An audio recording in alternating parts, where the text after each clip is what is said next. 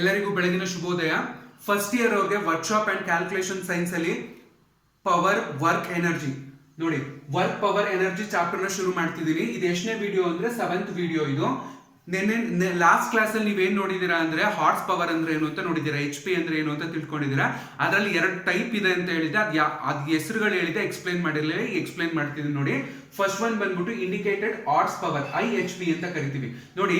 Indicated horse power is the actual power which on engine cylinder generates. ನೋಡಿ, indicated horse power ಅಂದ್ರೆ ಒಂದು cylinder, ಈಗ ಒಂದು cylinder ಎಷ್ಟಿರುತ್ತೆ ಅಂದ್ರೆ ಅದ್ರ ಕೆಪಾಸಿಟಿ ಒಂದು 100 ವ್ಯಾಟ್ ಅಷ್ಟು ನಿಮ್ಗೆ ಏನ್ ಪವರ್ ಕೊಡುತ್ತೆ ಆಯ್ತಾ. ನಿಮ್ಗೆ ಪವರ್ ಇರ್ಬೋದು, ಎನರ್ಜಿ ಇರ್ಬೋದು, ಆ ಒಂದಷ್ಟು ಅಮೌಂಟ್ ಕೊಡುತ್ತೆ. ಈಗ 100 ಅಂತ ಇಟ್ಕೊಳ್ರಪ್ಪ, ಆ 100ರಷ್ಟು ನಿಮ್ಗೆ ಅದು ಎನರ್ಜಿ ಕೊಡ್ತಿದೆ ಅಂದಾಗ ಆ 100 ಅನ್ನೋದು ಏನು ನಿಮ್ಗೆ ಆಕ್ಚುಯಲ್ ಆಗಿ ಏನಿರುತ್ತೆ, ಆ 100 ಅನ್ನೋದು ನಿಮ್ಗೆ ಆ 100 ಅನ್ನೋದೇ ನಿಮ್ಗೆ ಒಂದು ಆಕ್ಚುಯಲ್ ಅಂತ ಅನ್ಕೊಳ್ಳಿ. ಈಗ ಇದೊಂದು ಸಿಲಿಂಡ್ರು, ಈ ಸಿಲಿಂಡರ್ ಅಲ್ಲಿ ನಿಮ್ಗೆ 100ರಷ್ಟು ನಿಮ್ಗೆ ಪವರ್ ಪ್ರೊಡ್ಯೂಸ್ ಆಗ್ತಿದೆ ಆಯ್ತಾ. ಆ 100ರಷ್ಟು ಪವರ್ ಪ್ರೊಡ್ಯೂಸ್ ಆಗ್ತಿದೆ ಅಂದಾಗ ನೋಡಿ 100 HP ಅಷ್ಟು ಪವರ್ ಪ್ರೊಡ್ಯೂಸ್ ಆಗ್ತಿದೆ. ಯಾವ್ದ್ರಲ್ಲಿ, ಇದು ಯಾವ್ದೋ ಒಂದು ಸಿಲಿಂಡರ್ ಅಲ್ಲಿ 100 HP ಅಷ್ಟು ಪವರ್ ನ ನೀವು ಪ್ರೊಡ್ಯೂಸ್ ಮಾಡ್ತಿದ್ದೀರಾ ಆಯ್ತಾ. ಈಗ ಈ ಪವರ್ 100 HP ಅಷ್ಟು ಪ್ರೊಡ್ಯೂಸ್ ಆಗ್ತಿದೆ ಅಂದಾಗ ನೋಡಿ, ಕೇಳಿಸ್ಕೊಳ್ಳಿ ಹಂಗೇನೆ, 100 HP ಅಷ್ಟು ಇಲ್ಲಿ ನಿಮ್ಗೆ ಪವರ್ ಪ್ರೊಡ್ಯೂಸ್ ಮಾಡ್ತಿದ್ದೀರಾ.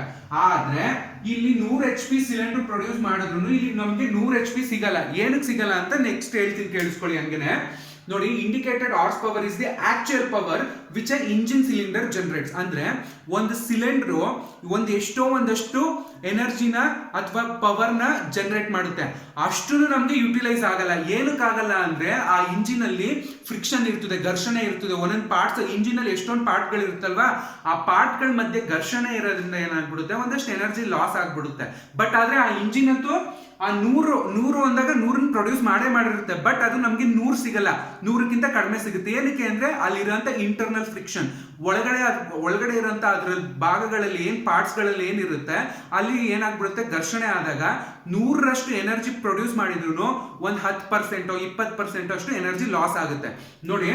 ಇಂಡಿಕೇಟೆಡ್ ಹಾರ್ಸ್ ಪವರ್ ಅಂದ್ರೆ ಆಕ್ಚುಯಲ್ ಪವರ್, ಅಂದ್ರೆ 100 ಅಂದ್ರೆ 100ನ ಪ್ರೊಡ್ಯೂಸ್ ಮಾಡುತ್ತೆ ಅಂತ ಹೇಳ್ತೀವಿ.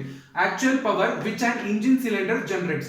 Indicated horsepower of a steam or petrol engine is proportional to the pressure area of a piston length of a stroke and number of working stroke per minute. ನೋಡಿ, ಇದನ್ನ ಅರ್ಥ ಮಾಡ್ಕೊಳ್ಳಿ ಒಂದ್ಸತಿ ನೋಡಿ. ಇಂಡಿಕೇಟೆಡ್ ಹಾರ್ಸ್ ಪವರ್ ಯಾವ್ದ್ರಲ್ಲಿ, steam engine ಇರ್ಬೋದು, petrol engine ಇರ್ಬೋದು, ಅದು ಯಾವಾಗ್ಲೂ ಇಂಡಿಕೇಟೆಡ್ ಪವರ್ ಏನಕ್ಕೆ ಪ್ರಪೋರ್ಷನಲ್ ಇರುತ್ತೆ ಅಂದ್ರೆ pressure area of A piston. ಆ ಪಿಸ್ಟನ್ ಲೆಂತ್ ಇದು ಏರಿಯಾದು ಪ್ರೆಷರ್ ಮೇಲೆ and number of working strokes per minute. ಒಂದು ಸ್ಟ್ರೋಕ್ ಅಲ್ಲಿ ಎಷ್ಟು 1 ಮಿನಿಟ್ ಅಲ್ಲಿ ಎಷ್ಟು ಸ್ಟ್ರೋಕ್ ವರ್ಕ್ ಮಾಡುತ್ತೆ ಇದ್ರ ಮೇಲೆ ಡಿಪೆಂಡ್ ಆಗಿರುತ್ತೆ ನೋಡಿ.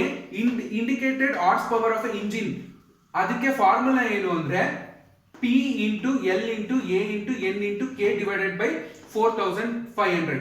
ನೋಡಿ, ಇಲ್ಲಿ ಪ್ಲಾಂಕ್ ಅಂತ ಕರಿಬಹುದು, ಪ್ಲಾಂಕ್, PLANK, ಪ್ಲಾಂಕ್ ಅಂತ ನೆನ್ಪಿಟ್ಕೊಳ್ಳಿ, ಪ್ಲಾಂಕ್ ಅಂತ ನೋಡಿ. P into L into A into N into K ಅಂತ ಕರಿಬಹುದು ನೋಡಿ. P ಅಂದ್ರೆ ಇದನ್ನ ಮೀನ್ ಎಫೆಕ್ಟಿವ್ ಪ್ರೆಷರ್ ಅಂತ ಕರಿತೀವಿ. P ನ ಏನಂತ ಕರಿತೀವಿ, ಮೀನ್ ಎಫೆಕ್ಟಿವ್ ಪ್ರೆಷರ್ ಅಥವಾ ನೀವು ಪ್ರೆಷರ್ ಅಂತ ನೆನ್ಪಿಟ್ಕೊಳ್ಳಿ.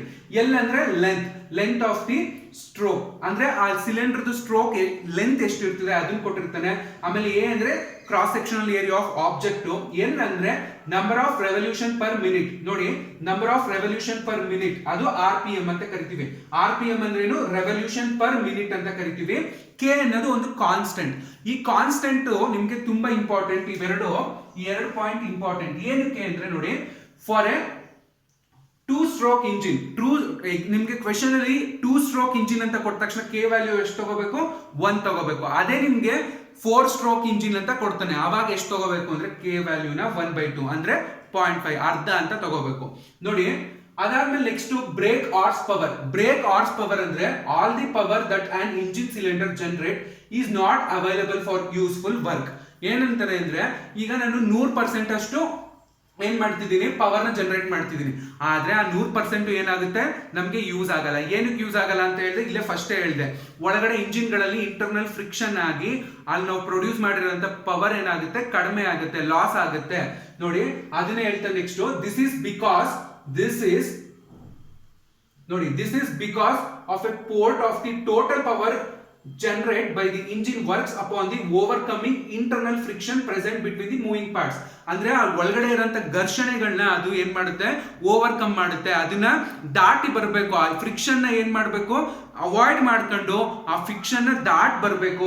ಅವಾಗ ಏನಾಗುತ್ತೆ ಅಂದ್ರೆ ನಾವು ಪ್ರೊಡ್ಯೂಸ್ ಮಾಡಿರೋಂಥ 100% ಪವರ್ ಏನಿರುತ್ತೆ ಅಥವಾ 100% ಎನರ್ಜಿ ಏನಿರುತ್ತೆ ಅದು ಅದನ್ನ ಓವರ್ಕಮ್ ಮಾಡುತ್ತಲ್ಲ, ಅವಾಗ 100% ಇದ್ದಿದ್ದು 80% ಆಗ್ಬೋದು, 70% ಆಗ್ಬೋದು, 90% ಆಗ್ಬೋದು, ಡಿಪೆಂಡಿಂಗ್ ಅಪಾನ್ ದಿ ಪಾರ್ಟ್ಸ್. ಆ ಪಾರ್ಟ್ಸ್ ಗಳ ಮೇಲೆ ಡಿಪೆಂಡ್ ಆಗಿರುತ್ತೆ.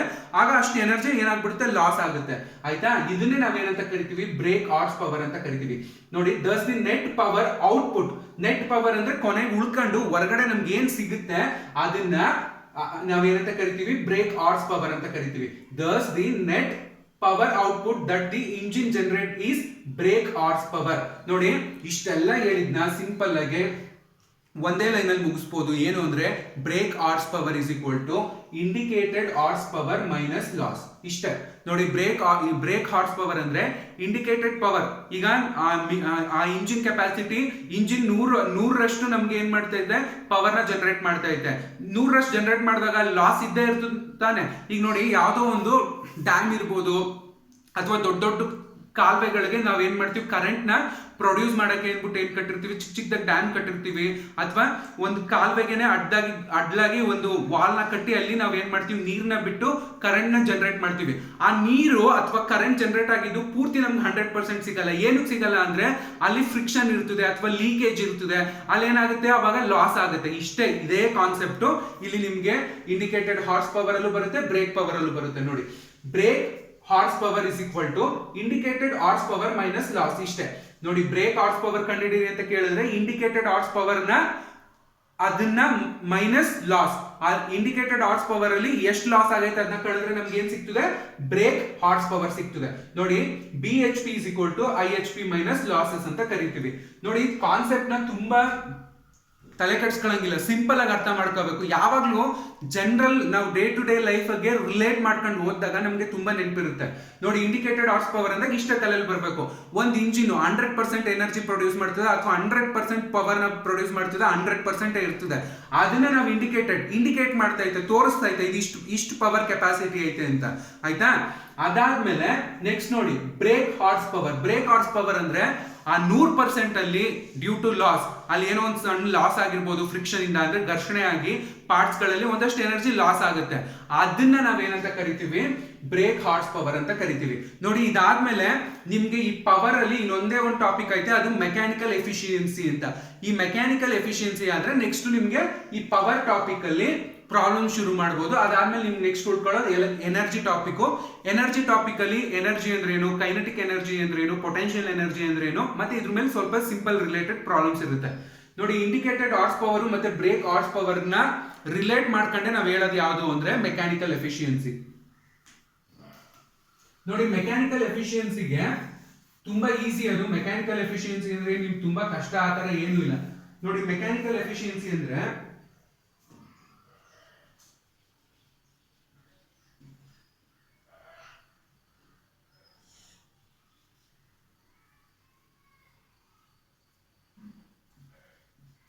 ಮೆಕ್ಯಾನಿಕಲ್ ಎಫಿಷಿಯನ್ಸಿ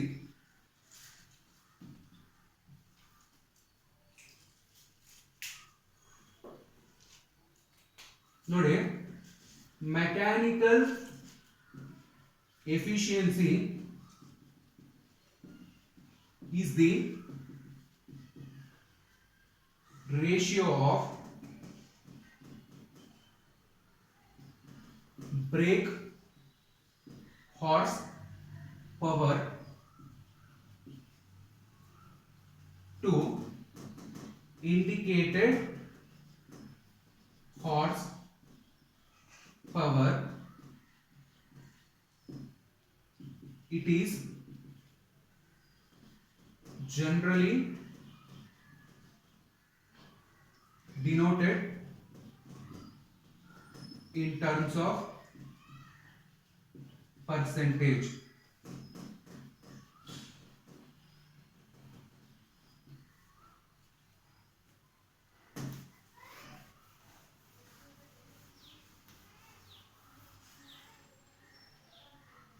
ನೋಡಿ, ಇದನ್ನ ಫಾರ್ಮುಲಾ ರೂಪದಲ್ಲಿ ಹೆಂಗ್ ಬರೀಬಹುದು ಅಂತ ಹೇಳ್ತೀನಿ.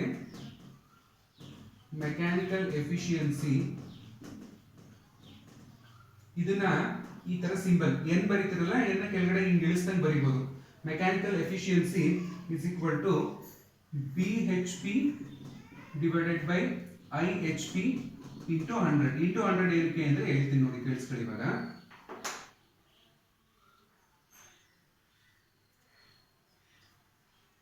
ನೋಡಿ, ಮೆಕ್ಯಾನಿಕಲ್ ಎಫಿಷಿಯನ್ಸಿ ಅಂದ್ರೆ ಇಷ್ಟ ಗಂಡ್ರಪ್ಪ. ಏನು ಅಂದ್ರೆ ಬ್ರೇಕ್ ಹಾರ್ಸ್ ಪವರ್ ನ ಇಂಡಿಕೇಟೆಡ್ ಹಾರ್ಸ್ ಪವರ್ ಇಂದ ಡಿವೈಡ್ ಮಾಡಿ ಇಂಟು 100 ಮಾಡಿದ್ರೆ ನಿಮ್ಗೆ ಏನ್ ಸಿಗ್ತದೆ? ಮೆಕ್ಯಾನಿಕಲ್ ಎಫಿಷಿಯನ್ಸಿ ಸಿಗ್ತದೆ. ಅಂದ್ರೆ ನೋಡಿ, ಯಾವ್ದೋ ಒಂದು ಮಿಷಿನ್ದು ಅಥವಾ ಯಾವುದೇ ಒಂದು ಇಂಜಿನ್ದು ಎಫಿಷಿಯನ್ಸಿ ಬೇಕು ಅಂದಾಗ ನಾವ್ ಏನ್ ಮಾಡ್ತೀವಿ ಅಂದ್ರೆ, ನೋಡಿ ಬ್ರೇಕ್ ಅಲ್ಲಿ ಲಾಸ್ ಎಲ್ಲ ಕಳೆದು ನಮ್ಗೆ ಎಷ್ಟು ಎನರ್ಜಿ ಬಂತು, ಟೋಟಲ್ ಅದು ಎಷ್ಟು ಎನರ್ಜಿ ಅಥವಾ ಟೋಟಲ್ ಎಷ್ಟು ಪವರ್. ಈಗ ಒಂದು ಎಕ್ಸಾಂಪಲ್ ಕೊಡ್ತೀನಿ ನೋಡಿ. ಈಗ ಯಾವುದೋ ಒಂದು ಇಂಜಿನ್ 100% ಎನರ್ಜಿನ ಪ್ರೊಡ್ಯೂಸ್ ಮಾಡ್ತದೆ, ಆಯ್ತಾ? ಅದನ್ನ ನಾವು ಏನಂತ ಕರಿತೀವಿ? ಮಾಡ್ತದೆ ಅನ್ನೋದನ್ನ ನಾವು ಇಂಡಿಕೇಟೆಡ್ ಹಾರ್ಸ್ ಪವರ್ ಅಂತ ಕರಿತೀವಿ. ಆದ್ರೆ ಆಕ್ಚುಲ್ ಆಗಿ ಅದು 100% ಮಾಡಲ್ಲ. ಎಷ್ಟು? ಒಂದು 80% ಮಾಡ್ತದೆ. ಏನಕ್ಕೆ?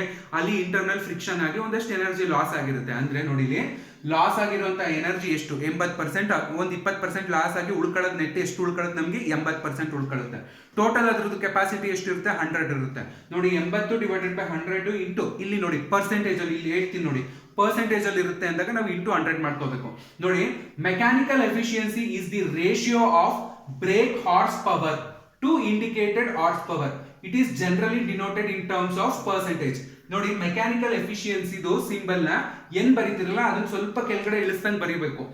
Mechanical efficiency is equal to BHP ಅಂದ್ರೆ brake horse power divided by IHP ಅಂದ್ರೆ ಇಂಡಿಕೇಟೆಡ್ ಹಾರ್ಸ್ ಪವರ್ ಇಂಟು 100 ಮಾಡಿದಾಗ ನಿಮ್ಗೆ ಏನ್ ಸಿಗುತ್ತೆ ಅಂದ್ರೆ ಮೆಕ್ಯಾನಿಕಲ್ ಎಫಿಷಿಯನ್ಸಿ ಸಿಗುತ್ತೆ. ನೋಡಿ, ಇವತ್ತು ನಾನು ಏನ್ ಮಾಡಿದೆ ಟಾಪಿಕ್ ಅಲ್ಲಿ ನಿಮ್ಗೆ ಒಂದು ಏನ್ ಐಡಿಯಾ ಇರಬೇಕು ಅಂದ್ರೆ, ಆಕ್ಚುಯಲ್ ಪವರ್ ಅಂದ್ರೆ ಏನು ಮತ್ತೆ ಲಾಸ್ ಆದಾಗ ಬರೋಂಥ ಪವರ್ ಏನು. ಈಗ ಆಕ್ಚುಯಲ್ ಆಗಿ 100% ಪವರ್ ನ ಪ್ರೊಡ್ಯೂಸ್ ಮಾಡ್ತಾ ಇತ್ತು ಒಂದು ಇಂಜಿನ್ ಅಂದ್ರೆ, ಆ 100% ನಮ್ಗೆ ಸಿಗಲ್ಲ. ಏನಕ್ಕೆ ಸಿಗಲ್ಲ ಅಂದ್ರೆ ಅಲ್ಲಿ ಇಂಟರ್ನಲ್ ಫ್ರಿಕ್ಷನ್ ಆಗಿರುತ್ತೆ. ಫ್ರಿಕ್ಷನ್ ಆದಾಗ ಏನಾಗಿರುತ್ತೆ? ಎನರ್ಜಿ ನಾವು ಅಥವಾ ಪವರ್ ನಾವ್ ಏನ್ ಪ್ರೊಡ್ಯೂಸ್ ಮಾಡಿರ್ತೀವಿ ಅದು ಕಡಿಮೆ ಆಗಿರುತ್ತೆ. ಇಷ್ಟೇ. ನೀವು ಇವತ್ತು ಇಂಡಿಕೇಟೆಡ್ ಅಂದ್ರೇನು, ಹಾರ್ಸ್ ಅಂದ್ರೇನು, horse power indicated horse power ಅಂದ್ರೇನು, ಅದಾದ್ಮೇಲೆ ಬ್ರೇಕ್ ಹಾರ್ಸ್ ಪವರ್ ಅಂದ್ರೇನು ಅಂತ ತಿಳ್ಕೊಂಡು, ಮೆಕ್ಯಾನಿಕಲ್ ಎಫಿಷಿಯನ್ಸಿ ಅಂದ್ರೆ brake horse power divided by indicated horse power. ಇದನ್ನ ಪರ್ಸೆಂಟೇಜ್ ಮಾಡೋ ಉದ್ದೇಶಕ್ಕೋಸ್ಕರ ಏನ್ ಮಾಡ್ತೀವಿ? ಇಂಟು 100 ಅಂತ ಮಾಡ್ತೀವಿ. ಇವತ್ತಿಂದು ಟಾಪಿಕ್ ನಿಮ್ಗೊಂಚೂರು ಹೆಸರು ಕೇಳಿದ್ರೆ ಒಂದು ಸ್ವಲ್ಪ ಕಷ್ಟ ಅನ್ಸ್ಬೋದು, ಬಟ್ ಆದ್ರೆ ಅರ್ಥ ಮಾಡ್ಕೊಳ್ಳಿ.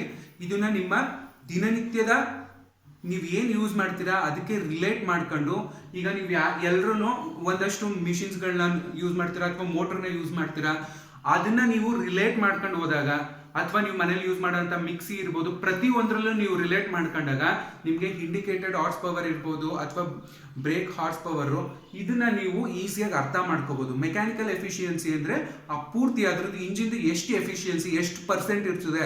ಈಗ ಒಂದು 100% ಅಲ್ಲಿ 100% ಅಷ್ಟು ಪವರ್ನ ಪ್ರೊಡ್ಯೂಸ್ ಮಾಡ್ತಾ ಇದ್ದೆ, ಅದನ್ನ ನಾವು ಇಂಡಿಕೇಟರ್ ಅಂತ ಕರಿತೀವಿ.